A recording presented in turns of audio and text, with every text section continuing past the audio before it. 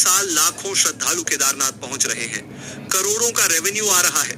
लेकिन सवाल ये है, क्या सिर्फ भीड़ बढ़ाना ही विकास है? अगर रास्ते में बुजुर्ग गिर रहे हैं, बच्चे डर रहे हैं, लोग खुले में टॉयलेट करने को मजबूर हैं, तो फिर विकास कहां है? सबसे बड़ा सवाल पावरफुल। सरकारें बदलती रहीं, अधिकारी आते जाते रहे, लेकिन इतने सालों में एक बेसिक सिस्टम भी क्यों नहीं बन पाया? केदारनाथ कोई सामान्य शहर नहीं है। वहां मौसम बहुत खतरनाक, बर्फबारी, भूस्खलन जगह कम, कंस्ट्रक्शन रिस्क बहुत ज्यादा, इसलिए वहां बड़े शहर जैसा डेवलपमेंट करना आसान नहीं है। लेकिन इसका मतलब ये भी नहीं कि छोटे छोटे सुधार ही ना हो। लोग लग्जरी नहीं मांग रहे, लोग सिर्फ सुरक्षित और सम्मानजनक यात्रा मांग रहे हैं। गवर्नमेंट आखिर क्यों पीछे रह जाती है? एक यूनिफाइड सिस्टम की कमी है। लेकिन सबसे जरूरी बात, अगर करोड़ों की यात्रा हो सकती है, तो करोड़ों की बेहतर व्यवस्था भी हो सकती है। Full solutions.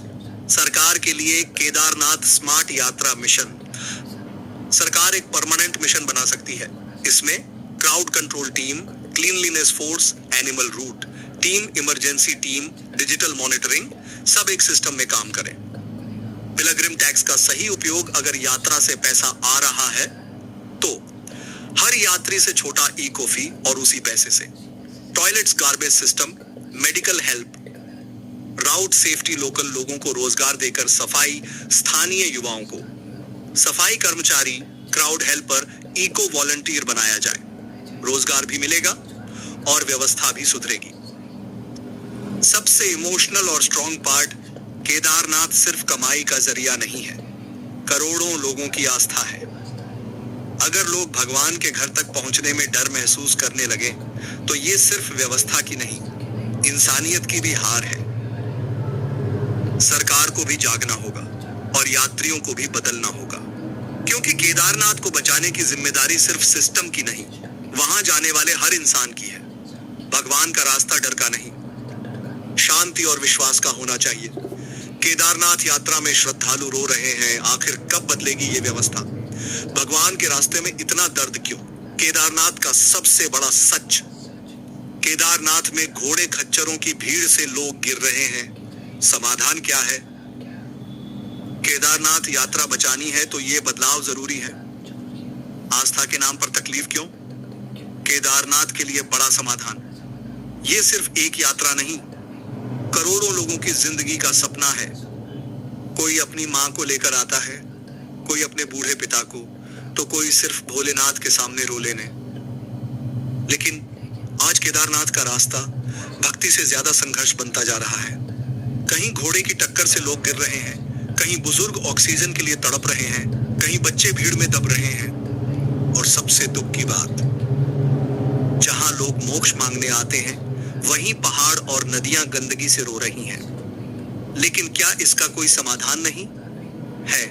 और ऐसा समाधान जो श्रद्धालुओं को राहत देगा, घोड़े वालों का रोजगार भी बचाएगा और केदारनाथ की पवित्रता भी। केदारनाथ, जहां लोग उम्मीद लेकर आते हैं। दोस्तों, केदारनाथ सिर्फ एक मंदिर नहीं है, ये वो जगह है जहां टूटे हुए लोग सुकून ढूंढने आते हैं। कोई अपने दर्द लेकर आता है, कोई अपनी आखिरी इच्छा लेकर।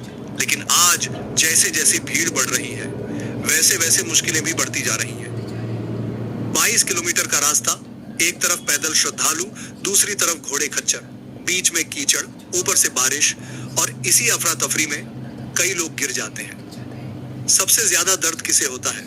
दोस्तों, जवान इंसान फिर भी संभल जाता है, लेकिन सोचिए उन बुजुर्गों का जो कांपते पैरों से सिर्फ भोलेनाथ के भरोसे चढ़ाई कर रहे होते हैं।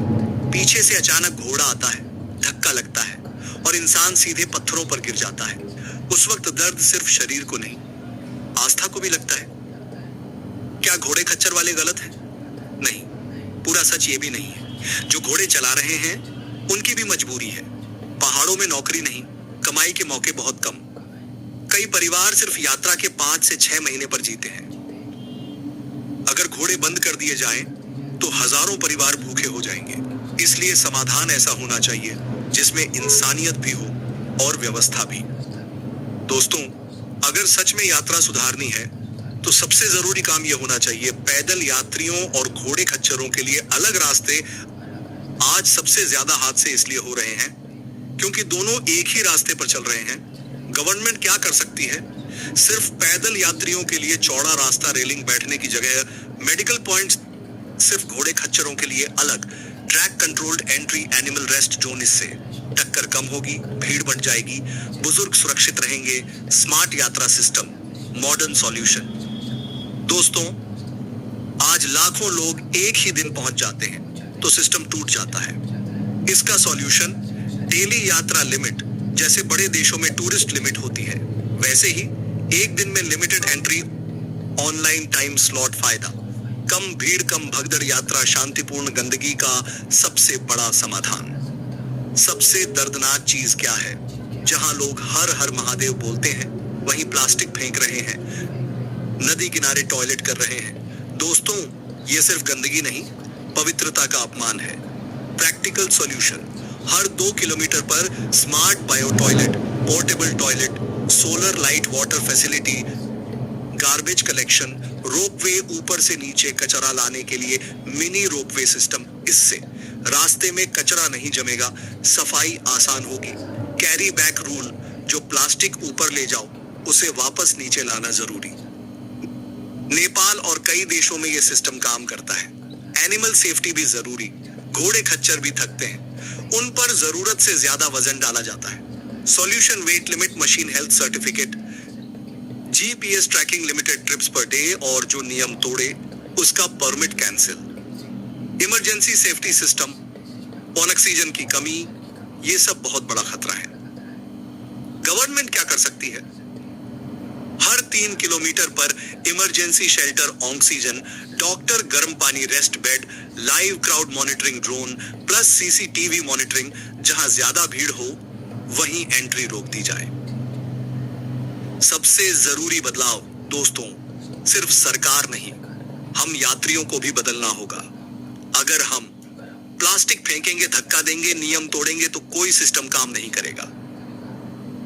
केदारनाथ सिर्फ पत्थरों का मंदिर नहीं, लाखों लोगों की आस्था की सांस है। अगर आज हमने व्यवस्था नहीं सुधारी तो आने वाले समय में लोग दर्शन से ज्यादा डर महसूस करेंगे। भोलेनाथ तक पहुंचने का रास्ता डर का नहीं, सुकून का होना चाहिए।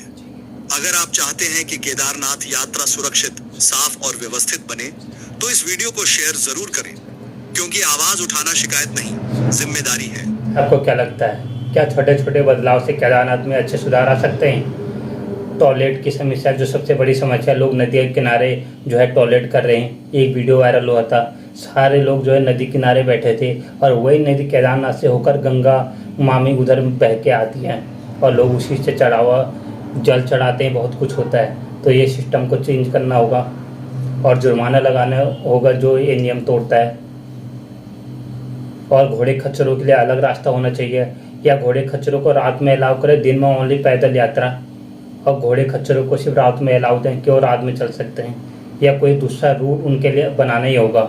एक साथ घोड़े खच्चर इंसान नहीं चल सकता, और रास्ते में लोगों को धक्का लग रहा है पर प्रशासन आराम से बैठा हुआ है, उसको कोई खबर ही नहीं है कि क्या कुछ हो रहा है। क्योंकि जिसे धक्का लगता है, जो यात्रा में परेशान है, उनको पता है क्या कुछ हो रहा है। तो गैस से छोटे छोटे बदलाव जो है बड़ी चेंज ला सकते हैं और हो सकता है। आज तक हमारी सरकार पता नहीं कहाँ बैठी हुई है जो इस सिस्टम को चेंज करना ही नहीं चाहती। इतनी सुस्त सरकार है उत्तराखंड की, बहुत ही ज़्यादा। उत्तर प्रदेश का योगी मॉडल देखो कि इतने तेज काम करता है, उत्तराखंड का मॉडल इतना ढीला है कि पूछो मत। जो काम 5 मिनट में हो सकता है उसमें सालों लग जाते हैं। छोटा सा बदलाव करना है और सारे चेंज अपने आप हो जाएंगे, पर करने वाला चाहिए। अगर हमारा मुख्यमंत्री सुस्त पड़ा हो तो सारे अधिकारी लोग क्या ही करेंगे, कोई कुछ नहीं करना चाहता। सब कुर्सी में बैठे हैं, आराम से तनख्वाह ले रहे हैं और मज़े कर रहे हैं, किसी को कुछ नहीं पड़ा। जब तक कोई बड़ा हादसा ना हो जाए तब तक कोई कुछ करने को तैयार नहीं है। तो ऐसा काम देश को आगे बढ़ाना है, उत्तराखंड को आगे बढ़ाना है और यात्रा को हमारी सफल करनी है, तो छोटे छोटे बदलाव करने होंगे और खुद हमको जागना पड़ेगा। क्योंकि सरकार का कभी नहीं जागती है, सरकार हमेशा सोई रहती है। तो हमको खुद सरकार को जगाना पड़ेगा इन चीज़ों के लिए, बदलाव के लिए। बाकी अगर आपको जानकारी अच्छी लगी तो लाइक करना, शेयर करना, फॉलो करना, कमेंट में अपनी राय जरूर देना कि क्या कुछ हो सकता है। तब तक के लिए बाय।